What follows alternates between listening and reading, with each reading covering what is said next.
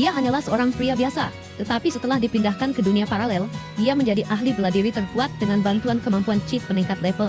Cerita dimulai saat Dewa Perang Kuno kembali hidup dalam tubuh seorang pria berusia 28 tahun, bernama Fang Ping yang tiba-tiba dikirim ke masa lalu 10 tahun sebelumnya.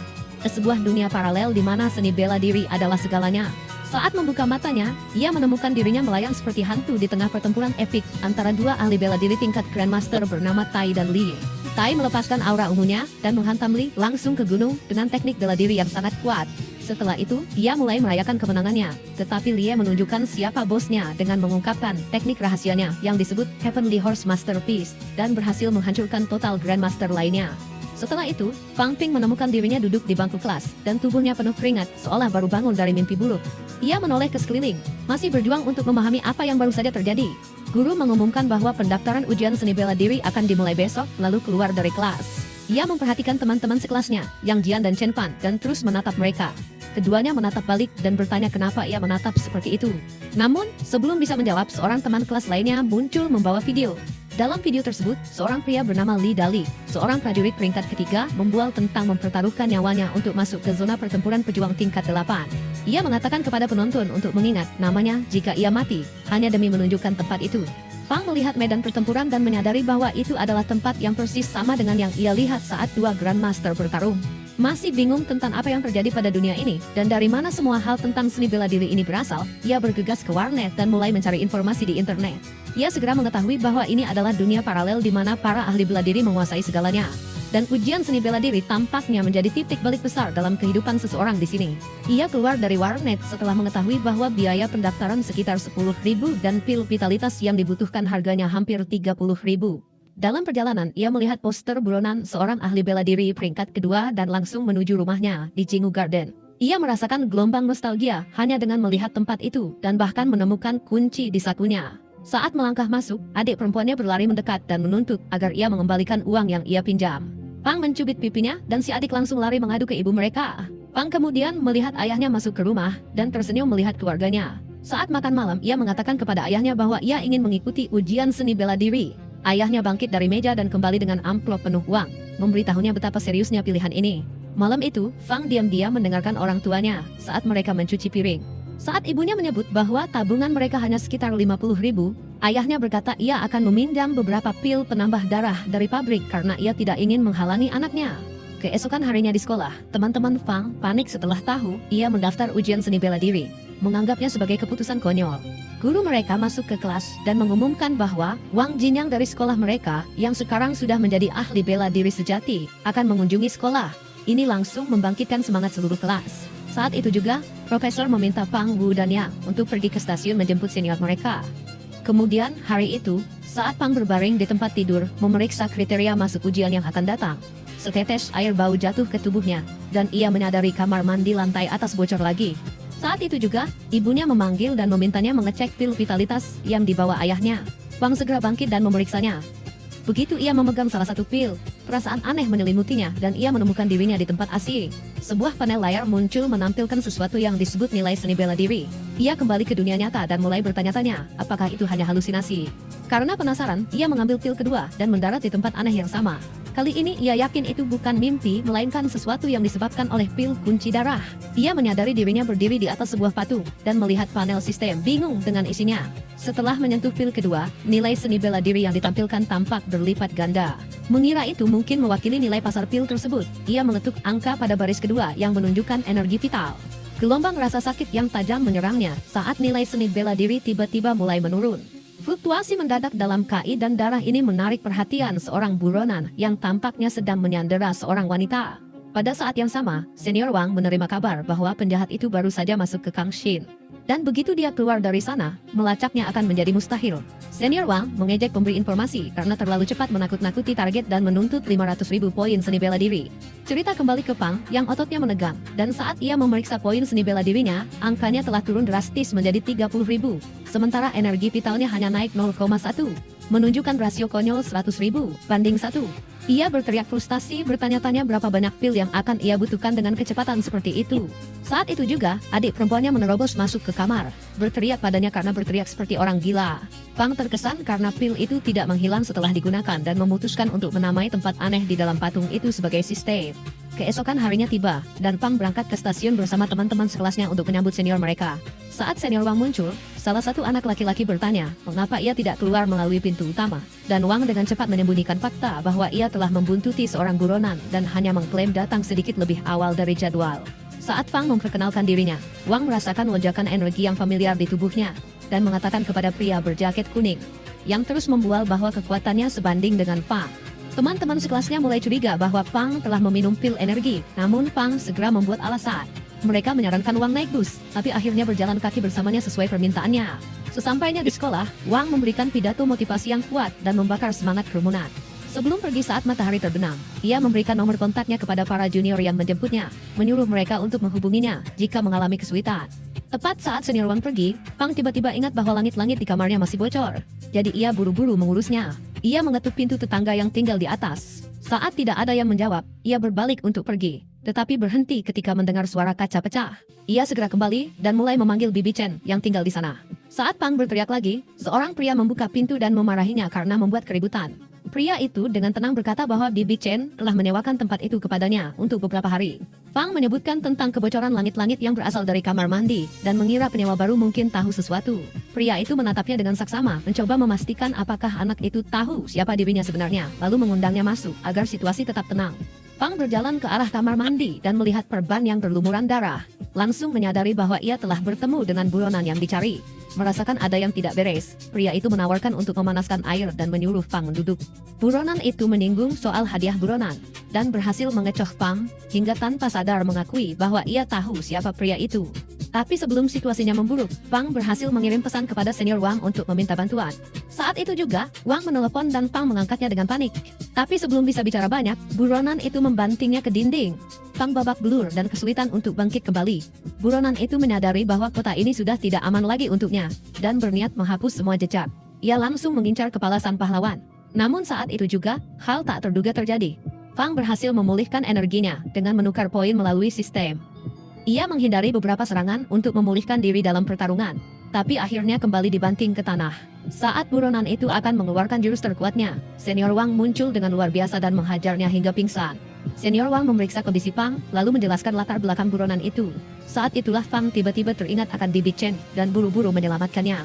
Setelah menyerahkan buronan kepada polisi, Wang mengacungkan jempol kepada Pang karena mampu bertahan melawan buronan yang ternyata bernama Wang Bin. Pang tahu sistemnya sangat berjasa dalam pertarungan itu, namun ia memutuskan untuk merahasiakannya. Wang memberikan barang-barang milik buronan itu kepada Pang, mengatakan bahwa mungkin ia akan membutuhkannya untuk breakthrough. Saat Pang bertanya apa kegunaan barang-barang itu, seniornya dengan senang hati menjelaskan bahwa pil darah itu membantu meningkatkan batas atas energi kai seseorang. Ada juga eliksir kai dan darah yang digunakan untuk menembus ke level berikutnya. Ia juga menyebutkan bahwa setiap tingkatan dibagi menjadi 4 tahap kecil, dan melanjutkan menjelaskan hal-hal penting lainnya. Saat itu juga, adik perempuan Pang muncul, meluapkan kemarahan karena tidak dijemput dari sekolah. Tapi begitu melihat Wang, wajahnya langsung berseri-seri dan ia melompat ke arahnya memohon tanda tangan. Setelah Pang kembali ke kamarnya, ia memeriksa barang-barang itu dan tiba-tiba masuk lagi ke dalam sistem, di mana nilai seni bela dirinya melonjak lebih dari 2 juta. Menjelaskan mengapa reaksi tubuhnya kini terasa jauh lebih hebat. Tiba-tiba, sistem mulai bersinar dan Pang menyadari bahwa itu pasti peningkatan sistem. Saat ia hanya memikirkan untuk meningkatkan vitalitasnya, rasa sakit tajam melanda tubuhnya, dan ia menyadari bahwa menjadi lebih kuat, kini semudah menjadi Goku. Keesokan harinya di sekolah, anak orang kaya mulai membual betapa sulitnya berjalan beberapa langkah ke pusat vitalitas. Sampai orang tuanya membelikan mesin pengecek sendiri di rumah. Ia lalu menyeret Pang ke rumahnya, ingin memastikan apakah yang dikatakan senior Wang benar. Anak kaya itu menyuruh Pang membangkitkan emosinya dan mencapai nilai puncaknya. Pang memberikan semua kemampuannya, mencapai nilai 113, yang tak bisa dipercaya oleh si anak kaya. Pahlawan kita yang malang akhirnya menghabiskan malam di sana hanya untuk meyakinkan anak itu bahwa ini semua nyata. Dan hari ujian pun tiba. Di pusat ujian, penguji memberikan pidato pembukaan tentang bagaimana seniman bela diri adalah kebanggaan dan masa depan bangsa, lalu menjelaskan peraturannya. Ia menegaskan bahwa siapapun yang mendapatkan nilai di atas 112 akan lulus, lalu menyuruh mereka mulai. Semua orang mulai berteriak sekuat tenaga, tapi saat yang lain mulai diam, Pang terus berteriak seperti anak kecil yang menolak berhenti. Sampai ia seperti berubah menjadi karakter Dragon Ball Z. Kapsul ujiannya menyala merah terang, dan sang penguji tampak terpana saat nilai 149 muncul. Nilai yang sama dengan yang diraih senior Wang tahun lalu.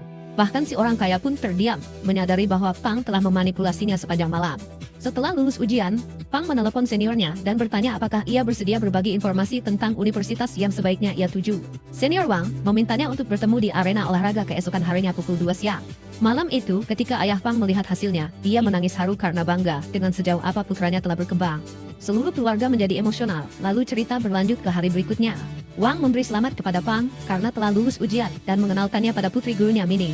Ia memintanya menunggu di samping dan mulai mengenang gurunya, Jin Kingman, yang pernah memasuki portal dengan penuh kesadaran bahwa portal itu akan tertutup di belakangnya.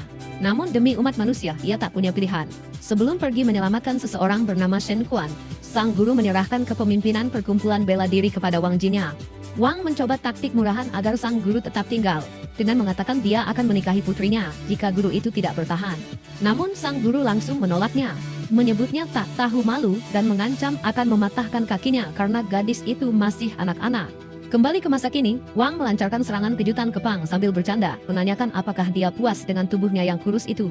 Kemudian dia kembali serius dan menjelaskan pilihan universitas terbaik, merekomendasikan 4 sekolah yang menurutnya paling cocok karena menyediakan semua kebutuhan untuk peningkatan kekuatan secara gratis. Setelah mempertimbangkan dengan matang, Pang memilih sekolah kedua, yaitu Akademi Mo. Tak lama, hari keberangkatan pun tiba. Pang berpamitan dengan keluarganya, dan adik perempuannya mulai menangis. Memintanya memberitahu begitu dia menemukan calon istri. Saat kereta mulai melaju, sang adik berlari mengejar, menunjukkan betapa dia akan merindukan kakaknya. Sementara itu, Wang berjalan bersama putri gurunya, bertekad untuk menjadi lebih kuat agar suatu hari bisa menyelamatkan Pang.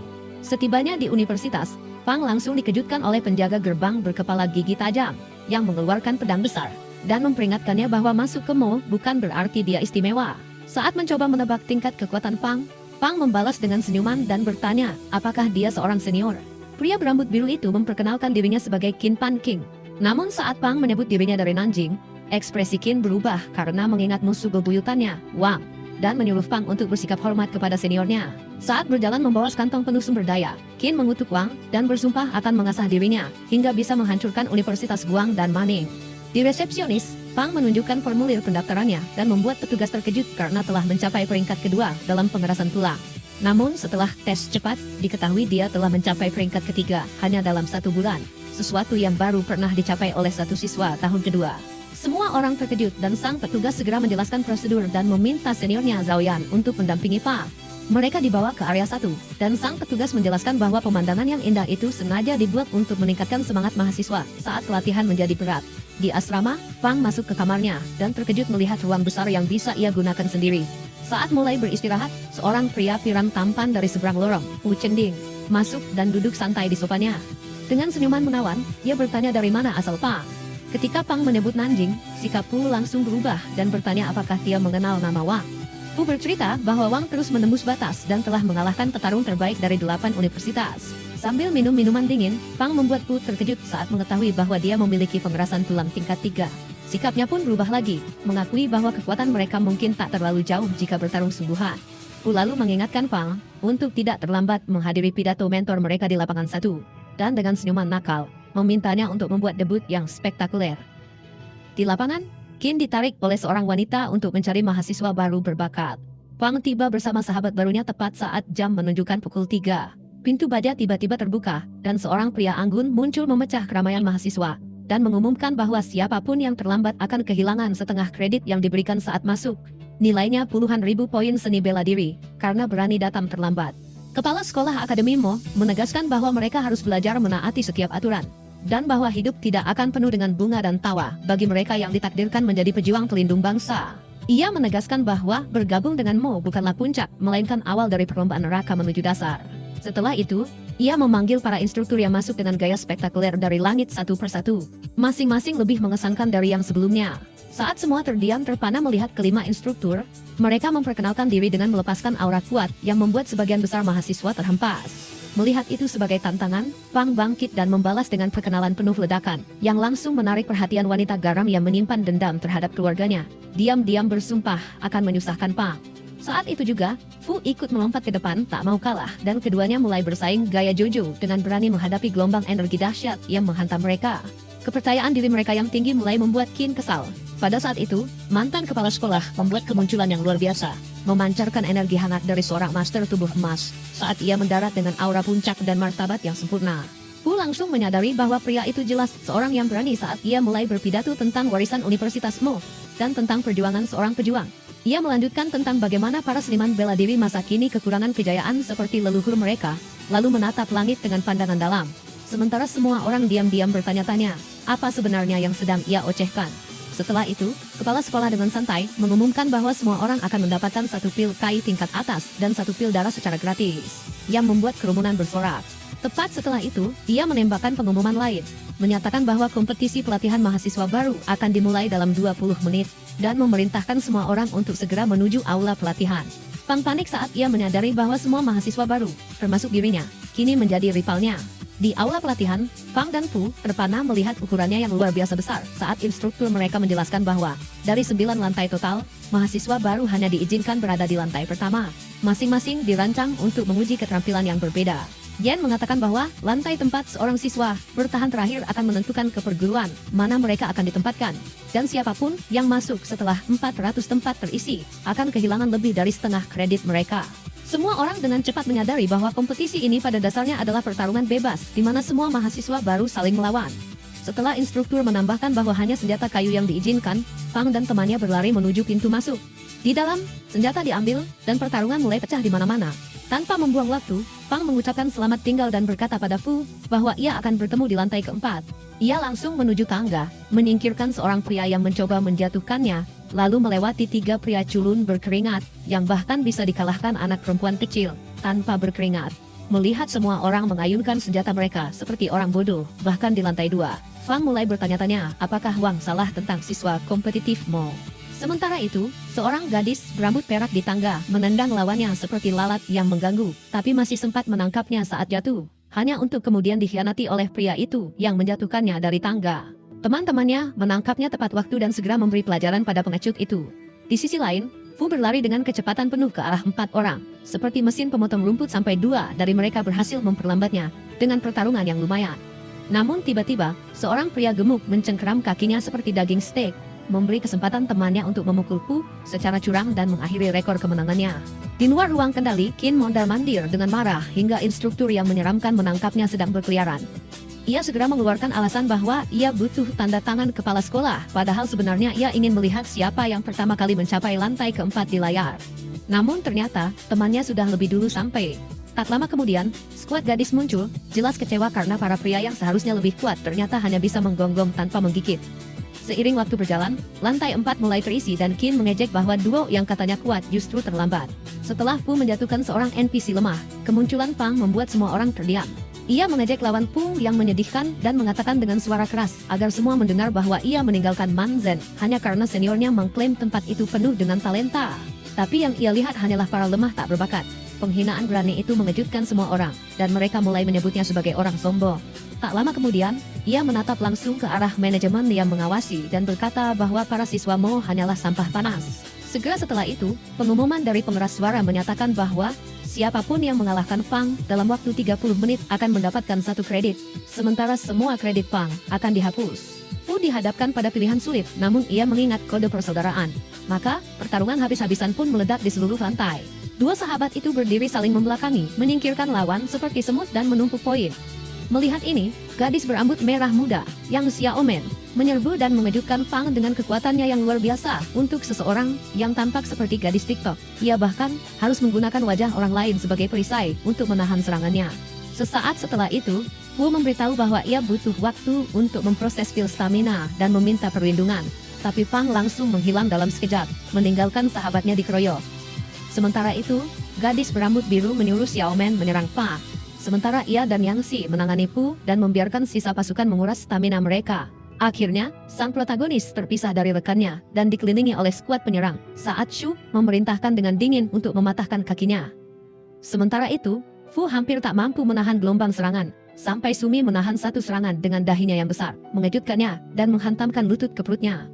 Pada saat yang sama, tim manajemen mulai menganalisis bagaimana Pang bisa sekuat itu meski tak punya latar belakang keluarga atau guru, dan akhirnya menyadari bahwa ia adalah murid dari Wang Jingyang, yang dulunya juga murid dari legenda kota Jia, pria yang tak pernah kembali dari misi bertahun-tahun lalu. Kembali ke pertarungan, Fu dan semua orang diperingatkan bahwa kekalahan akan membuat mereka kehilangan setengah kredit, maka mereka semua mendekati Pang. Meskipun Pang enggan memperlihatkan sistemnya di depan semua orang, ia diam-diam mengonsumsi pil kesehatan yang meningkatkan statistiknya dan melompat ke udara. Sementara tim manajemen tidak percaya bahwa manusia bisa menyerapnya secepat itu. Timer mencapai 0 dan Pang dinyatakan sebagai pemenang. Kepala sekolah lalu menyuruh semua orang untuk mengingat rasa malu mereka dan hadir tepat waktu untuk pemilihan mentor keesokan harinya. Hari berikutnya, Pang dan temannya menonton para mahasiswa baru berlari menuju Tan Fang si kepala singa karena teknik tinjunya sangat populer. Tapi Pang tidak terkesan dan mulai mengamati instruktur lainnya. Tak satu pun menarik perhatiannya, sampai matanya tertuju pada papan nama yang aneh. Dia ingat wanita yang duduk di sana adalah wanita cerewet dari acara perkenalan sebelumnya. Saat daftar persyaratan konyolnya mulai membuatnya kesal, wanita itu tiba-tiba memanggilnya, mengatakan bahwa dia adalah pilihan terbaiknya, karena para mentor populer biasanya sudah direbut oleh para senior, yang dikalahkan Wang dan para junior yang dipermalukan olehnya. Artinya, seluruh universitas mengincar kepalanya. Wanita itu menyadarkan Pang dengan kenyataan pahit, mengingatkannya bahwa dia tidak punya dukungan atau hubungan keluarga seperti Fu atau Zhao Lei, dan mengatakan dia harus menapaki jalan berat yang pernah dilalui senior Wang. Pang mengerti maksudnya dan bertanya apa yang ditawarkan wanita itu yang tidak dimiliki oleh instruktur lain. Dia pun mengatakan bahwa dia bisa membawanya ke tempat yang bahkan si kepala singa Tang pun tak mampu. Setelah dia menyerahkan kartunya, Tang Pang dengan santai melemparkan komentar bahwa lebih dari setengah muridnya terdahulu sudah menjalin ikatan kuat sebelum kelulusan. Tapi sebelum Pang bisa berubah pikiran, wanita itu menyeringai dan langsung mendaftarkannya sebagai muridnya dan Sumi pun ikut serta. Setelah itu, Fu mendekat dan mengatakan dia ingat nama wanita itu, Luo Pengrao, wanita sekuat baja yang bahkan lebih kejam dari kepala Tang. Hari berikutnya, dia memberi Pang pelajaran pribadi tentang membina semua meridian di anggota tubuhnya, terutama kaki karena dianggap selemah mie basah. Pang lalu menenggak 3 pil di depannya, yang langsung mengeraskan tulang di lengannya. Beberapa jam dalam latihan fokus, dia merasakan energi panas membuncah dalam tubuhnya, yang ternyata adalah sebuah terobosan. Luo menyuruhnya membawa Sumi lain kali agar bisa mulai belajar teknik bela diri. Sementara, dia bersorak karena berhasil mencapai peringkat pertama dan minta permen peringkat pertama. Dia langsung dipelak keras untuk diingatkan bahwa teman-teman energi tidak tumbuh di pohon, dan dia diusir dari rumah. Hari berikutnya, Luo bertemu dengan 2 murid barunya, dan menunjukkan tendangan ala Bruce Lee untuk menunjukkan seperti apa serangan sejati.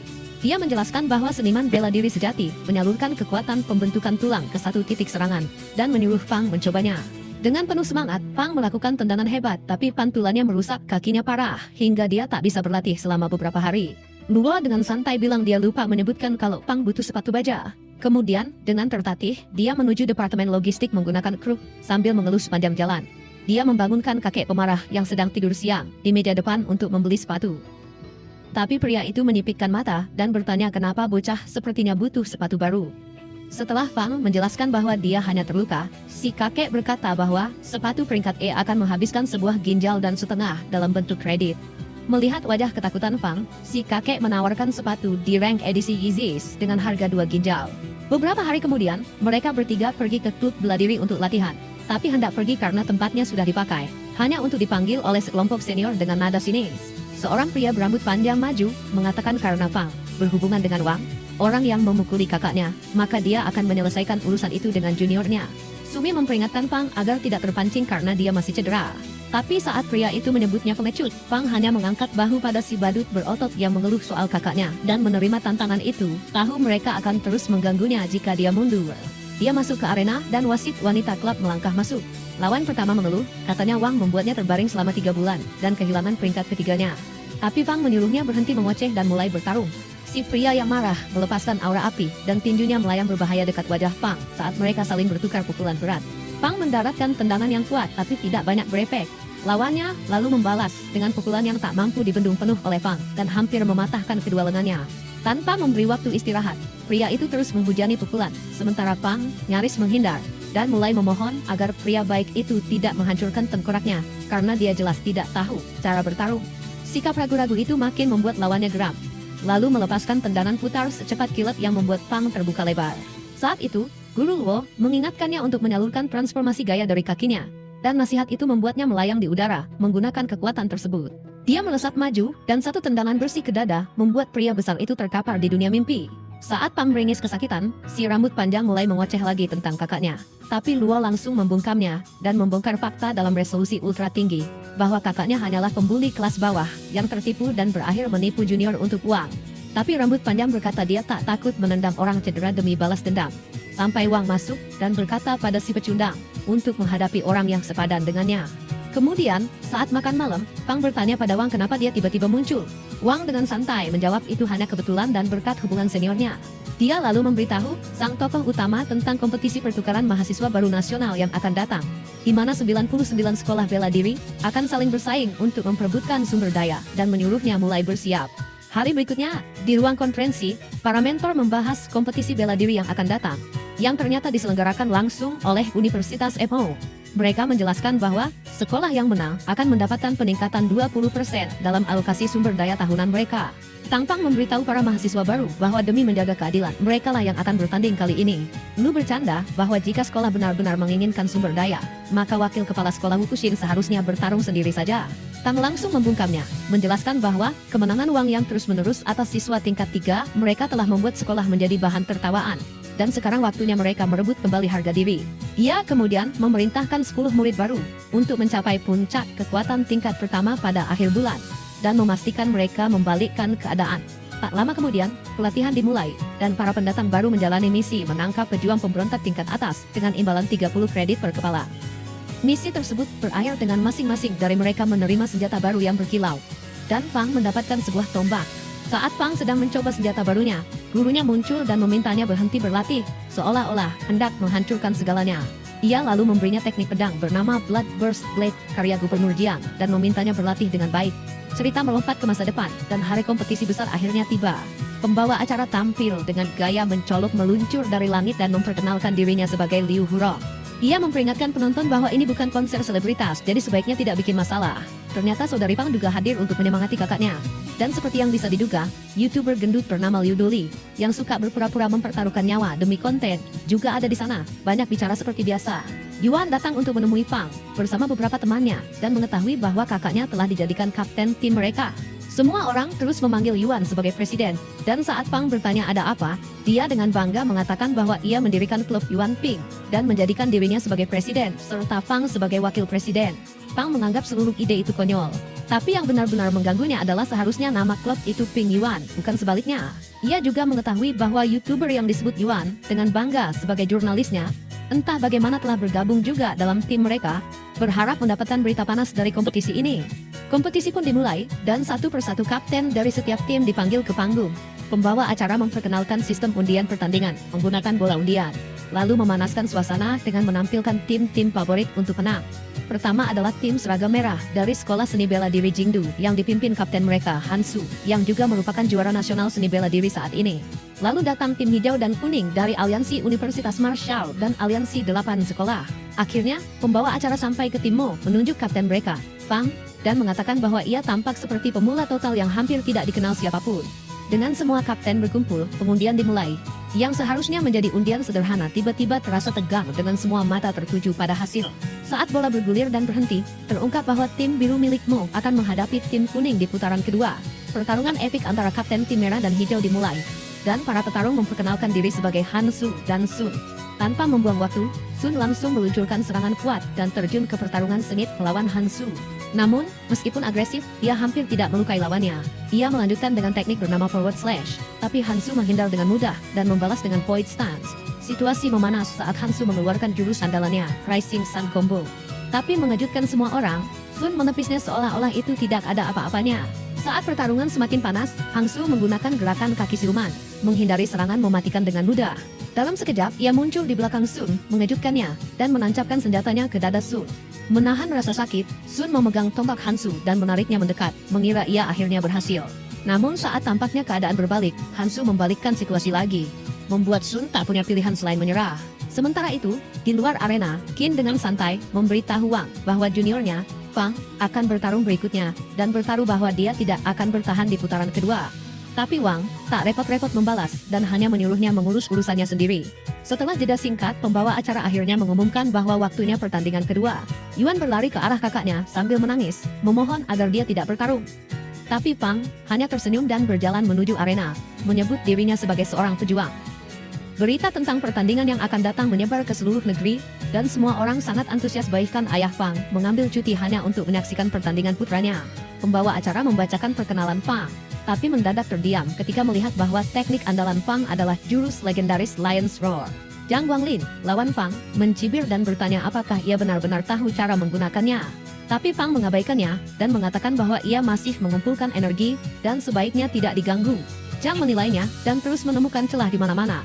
Tapi semakin ia berpikir, semakin ia merasa semuanya mencurigakan. Pang dengan santai menjatuhkan senjatanya, memaksa Zhang mengambil posisi bertahan, lalu mempermainkannya dengan mengubah posisi, membuat lawannya terlihat seperti badut. Zhang kesal dan melompat ke udara untuk menggunakan Thunder Strike, tapi Pang menangkisnya dengan mudah, membuat jelas bahwa ia memang memancing sejak awal. Lalu Pang melakukan sesuatu yang tak terduga, memisahkan senjatanya menjadi dua bagian tersembunyi, ternyata adalah pisau Phoenix. Dan Zhang langsung gugup.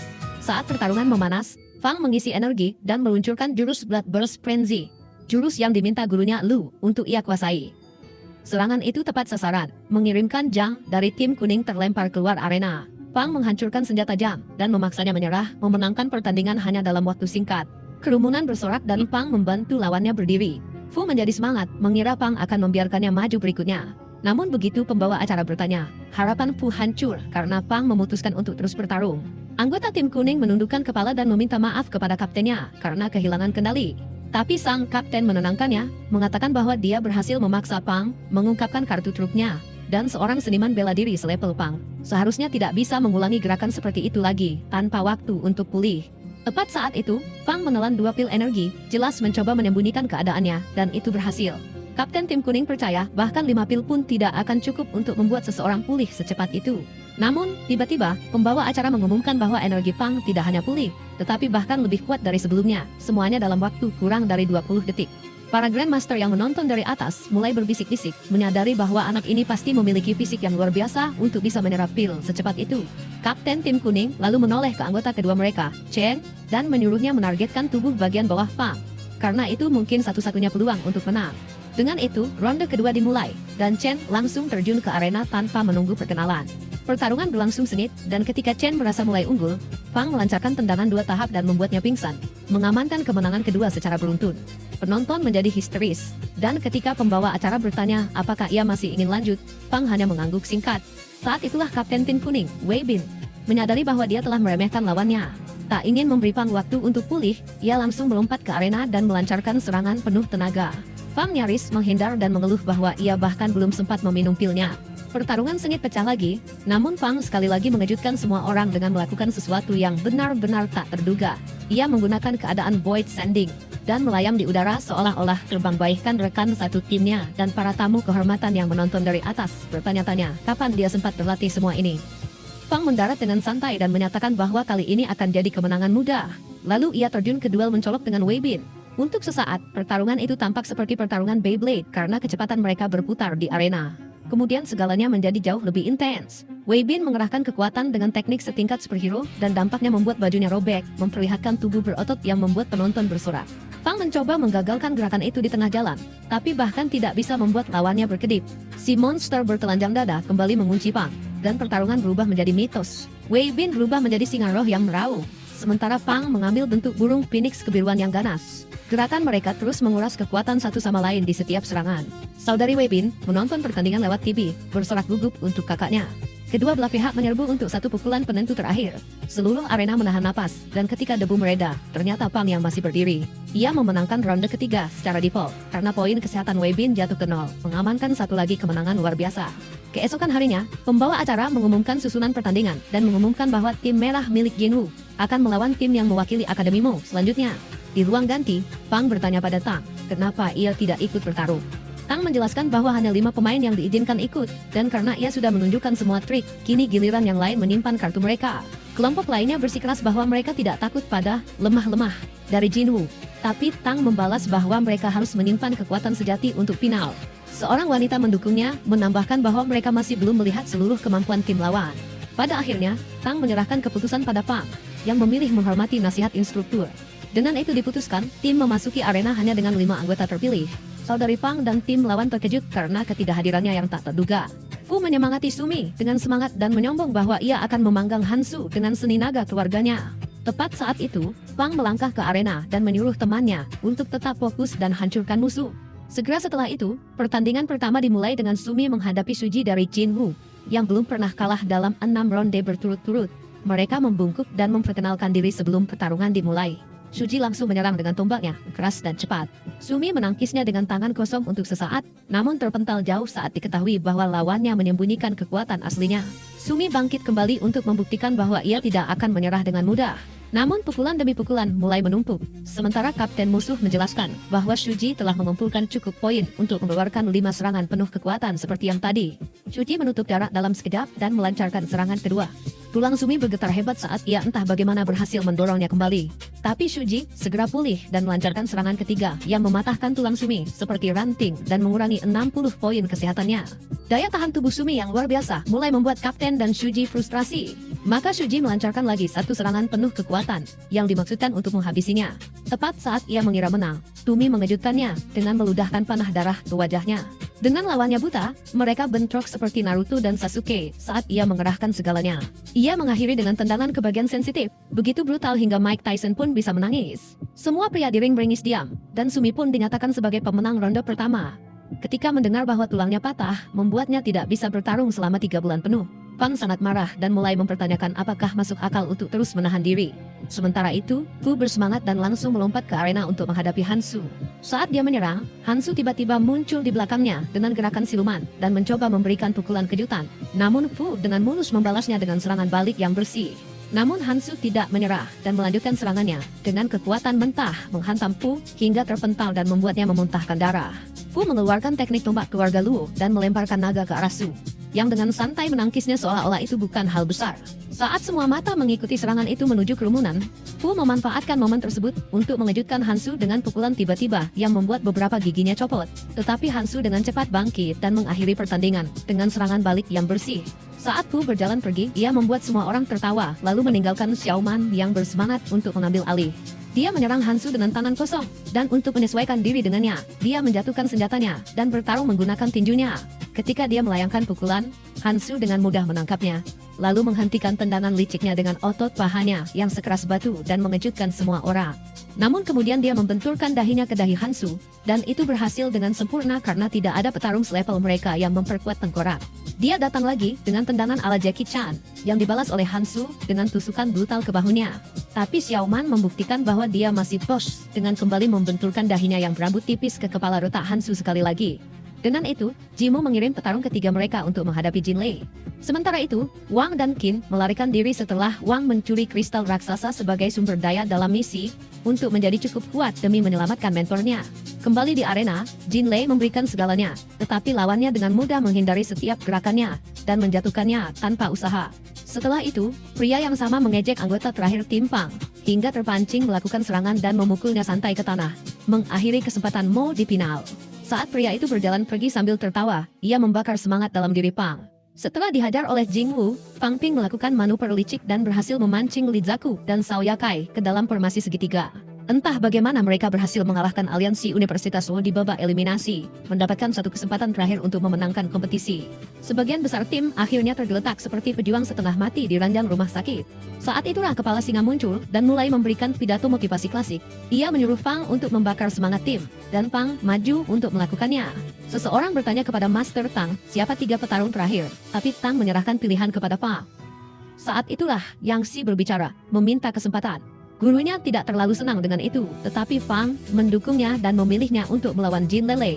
Pertandingan antara Emo dan Jing Wu memicu badai di dunia maya dengan para penggemar di mana-mana berdebat soal siapa yang harus didukung.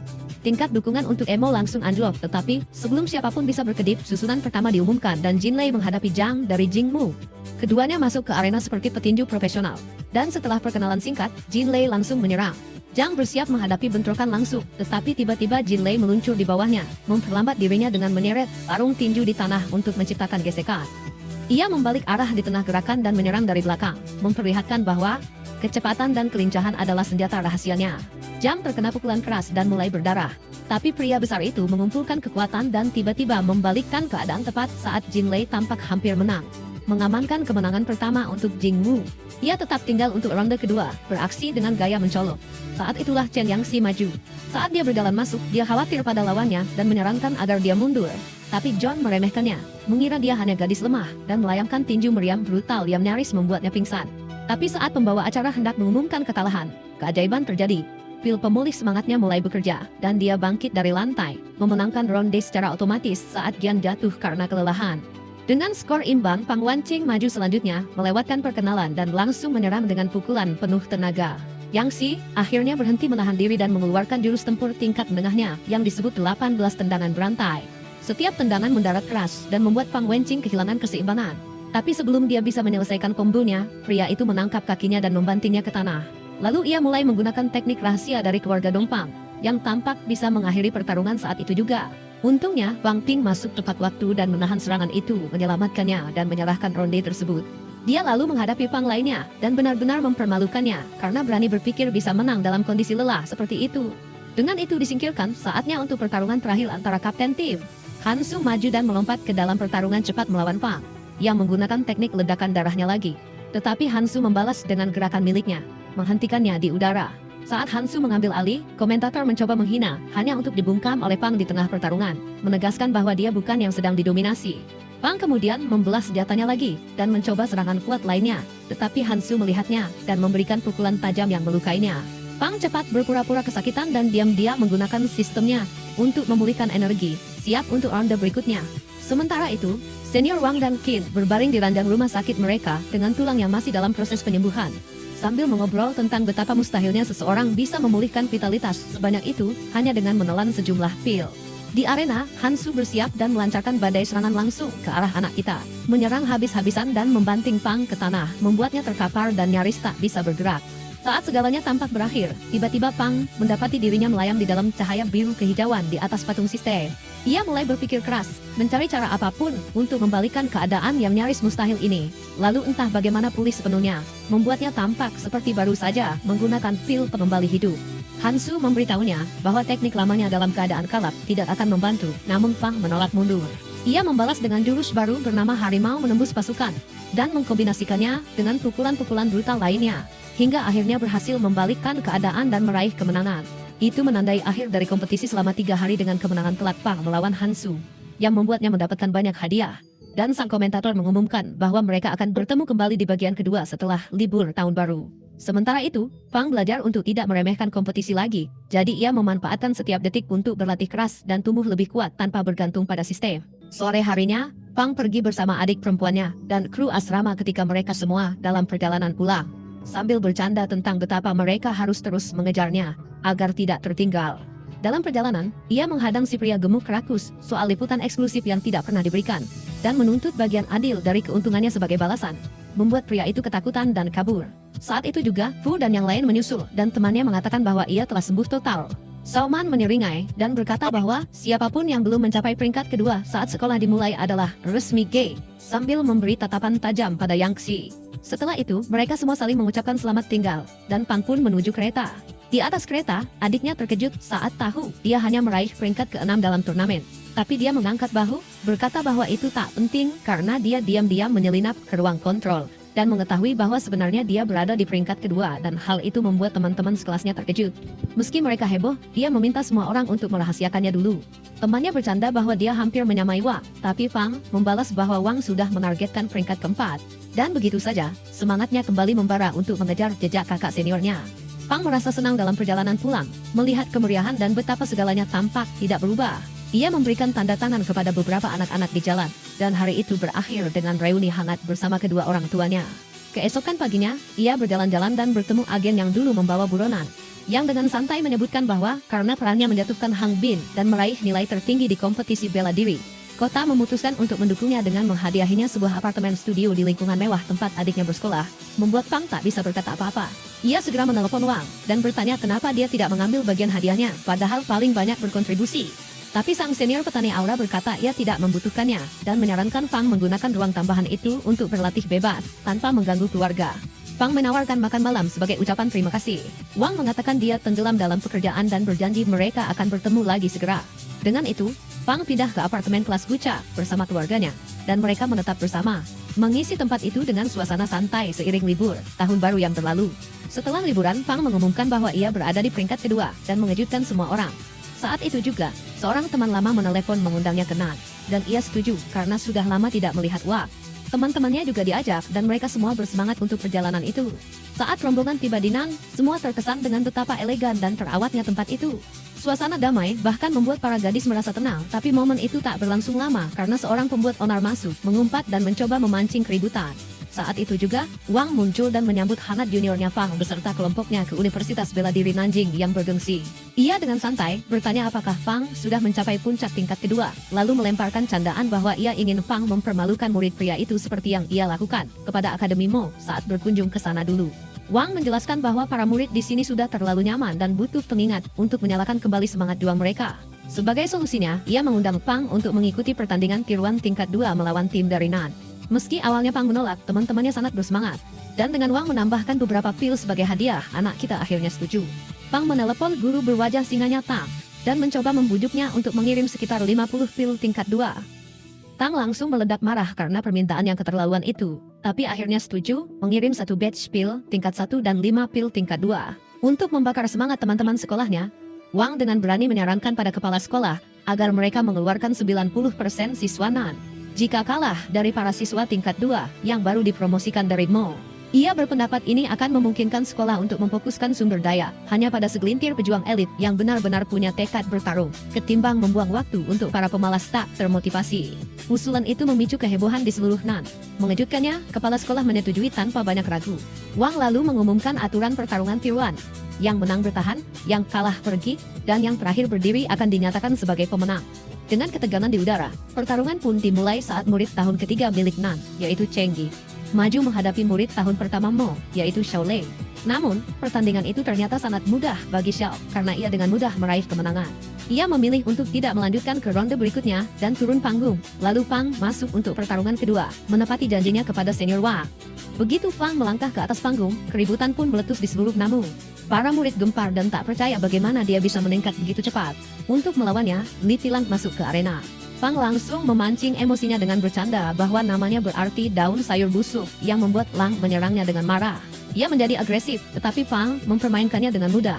Saat Lang mengejeknya karena kabur seperti kucing penakut, Pang membalikkan keadaan dan menendangnya keluar dari panggung, memaksanya melarikan diri dan menyerah. Berikutnya, seorang pria berambut warna-warni masuk arena.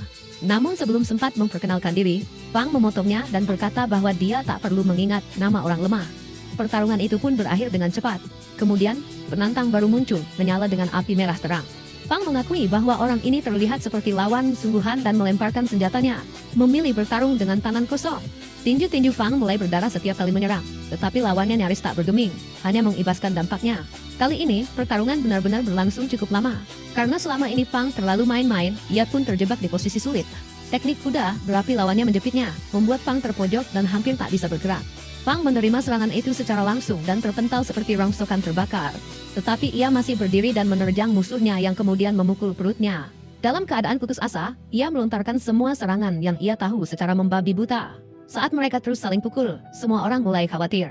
Lalu keduanya melepaskan semua energi mereka dan saling meninju begitu keras hingga membuat penonton meringis. Saat mereka tampaknya akan berhenti, Pang kehabisan energi, lalu membenturkan kepalanya ke tengkorak Pang berulang kali, menyelesaikan pertarungan seperti anjing gila, dan berteriak menantang sampah berikutnya. Wang pun masuk dan mengatakan bahwa Pang sudah cukup, lalu berteriak ke kerumunan menantang siapapun yang berani melawannya. Ketika tidak ada yang menjawab, ia menyebut mereka memalukan karena telah menjadi lemah dan mendesak mereka untuk merebut kembali kehormatan mereka dengan menghancurkan sampah Mo yang membakar semangat kerumunan, sesuai rencana Wang sejak awal. Keesokan harinya di sekolah, Pang masuk ke gedung pelatihan. Guru Luo menyuruhnya untuk bertemu di tempat di mana Qin dengan mudah mengalahkan satu orang dan melempar orang lain ke langit-langit seperti bola baseball. Seorang NPC dengan level setara dengan Pang lalu menantang Qin, yang menunjukkan kekuatan peringkat ketiga bahkan tanpa terganggu oleh tendangan keselangkangan sekeras baja. Setelah pamer, Qin melihat Pang dan mengatakan kepada pria terakhir yang berdiri bahwa junior favoritnya akan bertarung menggantikannya. Tetapi guru Luo menghajarnya ke dinding dengan pukulan brutal karena merusak properti sekolah. Ia lalu menyuruh Fang mengikutinya dan sepenuhnya mengabaikan bocah setengah mati itu. Saat mereka berjalan, ia menjelaskan tentang fasilitas pelatihan untuk mencapai terobosan. Di ruang tunggu, ia menjabarkan bahwa petarung peringkat ketiga, seperti Hina ibarat titanium hidup dengan otak. Untuk mencapai tingkat itu, Fang perlu menyempurnakan tidak hanya tulangnya, tapi setiap inci tubuhnya, agar mendapatkan kekuatan gila peringkat ketiga yang bisa mengalahkan seseorang seperti Blue Shot dalam satu pukulan. Dengan itu, petugas di konter langsung menipu Fang dan menguras semua poinnya, tanpa ruang untuk menawar. Fang pun masuk ke ruang pelatihan. Setelah duduk, ia fokus seperti kerasukan dan matanya bersinar seperti Superman. Saat poin vitalitasnya anjlok dan aura mengerikan menyelimutinya seperti Goku yang memakai steroid, membuat Luo tercengang menyadari bahwa dia mungkin calon master di masa depan. Meridian dalam tubuhnya menyatu begitu cepat hingga membuat Fang sendiri kaget atas terobosannya. Ia berkata bahwa energinya meledak dan meminta pil bagus dari mentornya. Tapi ia hanya disuruh terus bermimpi. Malam itu, sang Golden Geyser menjadi cemas karena Pai dan yang lainnya belum kembali dari misi rahasia di bawah tanah. Dan mereka segera harus jujur. Kepala sekolah memutuskan mengirim semua petarung peringkat kedua. Diam-diam bertanya-tanya, apakah hari-hari damai umat manusia akan segera berakhir. Sementara itu, Fang menuju kelas pertamanya di bawah tanah saat Yang Qi tiba-tiba memanggil dan bertanya apakah dia melihat gurunya Bai. Tepat saat itu, seseorang mengumumkan bahwa para penyintas telah mencapai gerbang selatan. Di sana, 2 truk perlahan masuk dan para perawat mulai menurunkan tubuh tak bernyawa dalam keheningan yang berat.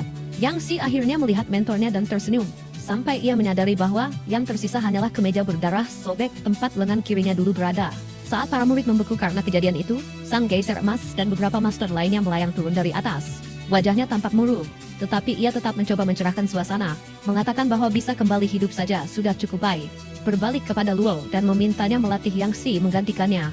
Yang membuat gadis malam itu menangis saat bertanya, apakah gurunya tidak ingin mengajarnya lagi. Luo dengan lembut menjelaskan bahwa Ba menderita luka dalam serius dan akan membutuhkan setidaknya 2 hingga 3 tahun untuk pulih.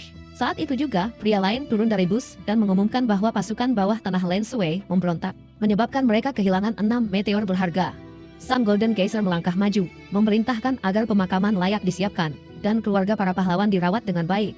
Menyaksikan semua ini terjadi, Fang benar-benar kebingungan dan bertanya-tanya apa sebenarnya bisnis bawah tanah ini, dan rahasia apa yang disembunyikan oleh tempat yang disebut-sebut ini. Saat cerita berkembang, semua orang berkumpul di depan makam para pahlawan gagah yang kehilangan nyawa demi tujuan mulia dan mengangkat siku mereka sebagai penghormatan sebelum menangis terseduh-seduh. Keesokan harinya, mentor perempuan mengajarkan kepada para murid semua detail penting tentang gua bawah tanah. Ia menjelaskan bahwa pintu masuk pertama yang terdokumentasi ke gua-gua tersebut ditemukan sekitar 800 tahun yang lalu. Ketika gempa bumi besar mengguncang Sish dan tanah terbelah, menyebabkan banyak korban jiwa. Kronik asal mula mengungkap bahwa portal pertama terbuka secara tidak sengaja, dan memungkinkan makhluk bawah tanah mengetahui dunia atas, dengan kekuatan melebihi prajurit peringkat ke-9 dan melampaui kemampuan manusia. Fang bertanya kepada gurunya, mengapa mereka tidak bisa langsung melewati gerbang tersebut, dan ia mengatakan bahwa memecah isolasi spasial akan menimbulkan konsekuensi yang sangat besar. Meskipun penelitian terbaru menunjukkan bahwa isolasi tersebut perlahan-lahan melemah sejak portal pertama muncul. Ia menambahkan bahwa saat ini terdapat 22 gerbang yang tidak saling terhubung, dan informasi lebih lanjut masih sulit dijangkau, sambil mencatat bahwa jumlah makhluk bawah tanah jauh melebihi jumlah manusia dan daerah tersebut memiliki sumber daya yang sangat berharga. Setelah kelas, Bai kembali mendekati Master Luo, memohon agar Yang Xi diterima sebagai muridnya. Luo ragu sejenak, namun akhirnya setuju untuk memberi gadis itu kesempatan. Lalu dengan lembut, meminta Bai untuk pergi, karena kesehatannya yang menurun. Saat Bai berjalan pergi, Luo menjadi sedikit tegas terhadap Yang Qi, menuduhnya membuang-buang sumber daya. Fang ikut campur untuk membela, tetapi Luo langsung mengalihkan perhatiannya kepada Fang, mempertanyakan mengapa ia baru mengasah 6 koin sejauh ini.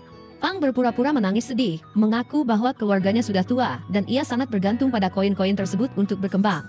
Mendengar hal itu, Luo melunak dan memberinya beberapa sumber daya sebelum menyerahkan sebuah gulungan.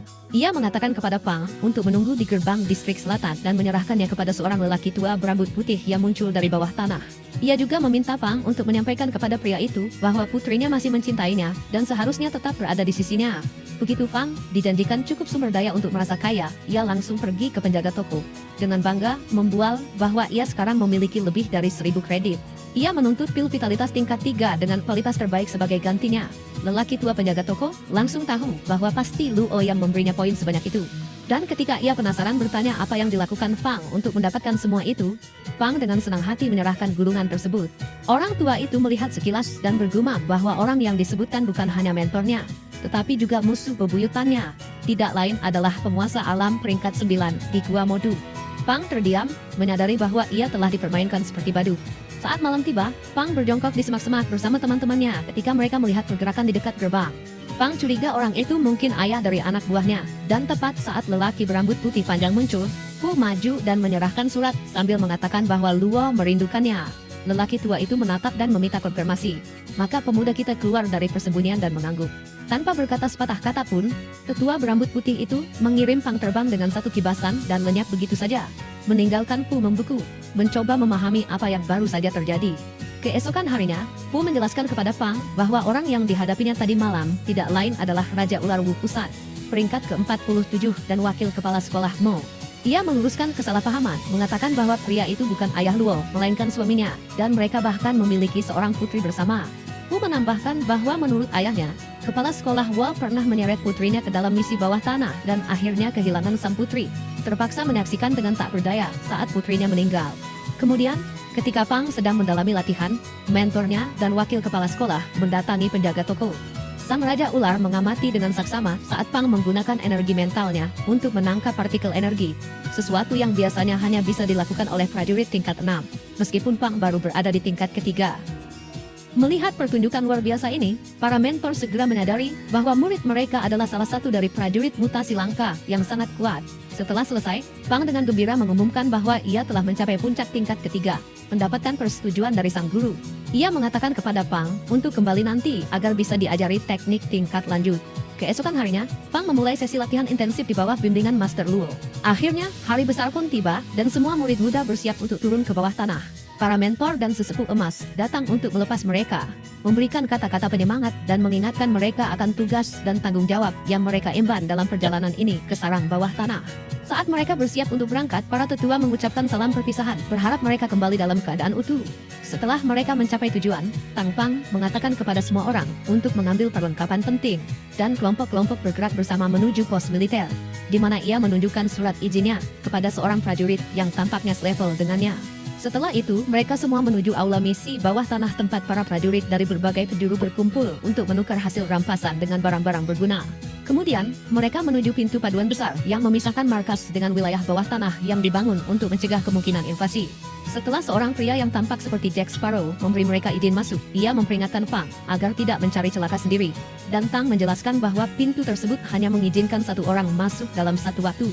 Saat kelompok itu menuju sebuah ruangan dan menaiki tangga ke arah pusaran merah menyeramkan, Pang berjalan mendekat dan menyelipkan lengannya ke dalamnya, membuat semua orang panik karena berpikir lengannya patah. Sebelum akhirnya mengaku bahwa ia hanya bereaksi berlebihan. Ini membuat Xiaomen sangat marah, sampai dia menendangnya dengan gaya Chuck Norris langsung ke dalam lorong antar dimensi yang sepenuhnya terdiri dari partikel energi. Saat Pang mempertimbangkan untuk menyerap semuanya, Tang dengan cepat memperingatkannya untuk tenang, atau dia akan menghancurkan seluruh lorong itu. Lalu menjelaskan bahwa gerbang tersebut semakin tidak stabil seiring berjalannya hari. Dan jika bumi terhubung langsung ke dunia bawah dan mereka gagal mempertahankan garis pertahanan, maka umat manusia akan hancur. Pang menyadari bahwa ini bisa menjebak semua orang yang sudah berada di dalamnya tanpa ada kesempatan untuk kembali. Bahkan, tubuh mereka pun tidak. Dengan pemikiran berat itu, semua orang masuk ke dalam.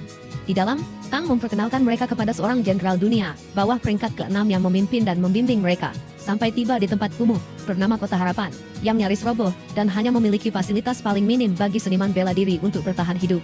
Jenderal Exu lalu menjelaskan bahwa kota Taiman melancarkan operasi militer terhadap Kota Harapan beberapa kali dalam setahun, dan mereka selalu bertahan sampai saat ini. Tapi kali ini, katanya, sudah waktunya bagi Kota Harapan untuk membalas. Rencananya adalah mengirimkan regu-regu pejuang yang tersebar untuk membersihkan unit-unit musuh kecil di sekitar wilayah itu.